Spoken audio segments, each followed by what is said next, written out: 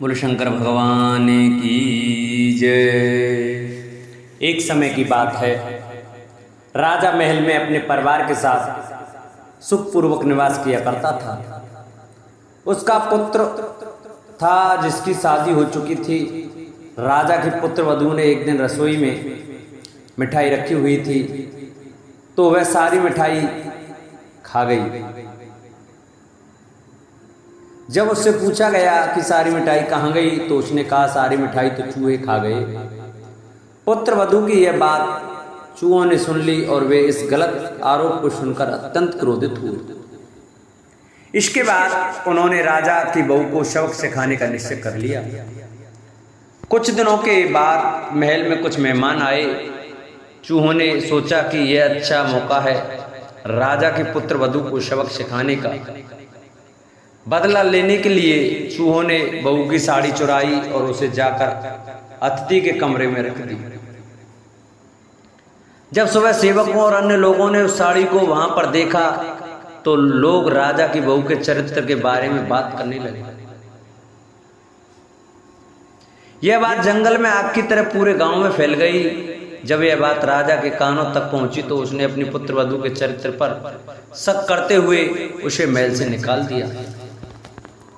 राजा की बहू महल से निकलकर एक झोपड़ी में रहने लगी और नियमित रूप से पीपल के एक वृक्ष के नीचे दीपक जलाने लगी। इसके बाद साथ ही वह पूजा करके गुड़दानी का भोग लगाकर लोगों में प्रसाद वितरण करने लगी।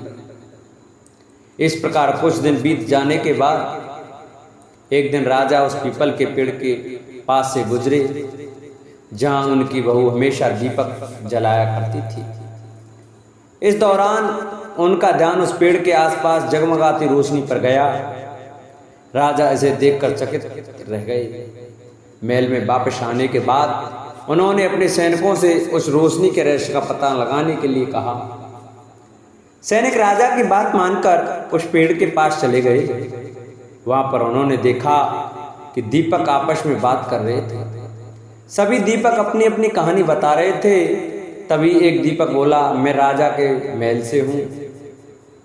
महल से निकाले जाने के बाद राजा की पुत्र वधू रोज मेरी पूजा करती है और मुझे प्रज्वलित करती है। सभी अन्य दीपकों ने उससे पूछा कि राजा की बहू को महल से क्यों निकाला गया, तो उसने बताया कि एक दिन उसने मिठाई खाकर चूहों का झूठा नाम लिया था। इस पर चूहे नाराज हो गए और राजा की बहू से बदला लेने के लिए उसकी साड़ी अतिथि के कमरे में रखाए। यह सब देखकर राजा ने उन्हें महल से निकाल दिया। यह सब सुनकर सैनिक भी हैरान रह गए और महल वापस आकर उन्होंने राजा को पूरी कहानी सुनाई। यह सुनकर राजा को अपनी गलती का एहसास हुआ और उसने अपनी पुत्र वधू को महल में वापस बुला लिया। इस प्रकार पीपल के पेड़ की नियमित पूजा करने का फल राजा की बहू को मिला और वह अपना जीवन आराम से व्यतीत करने लगी।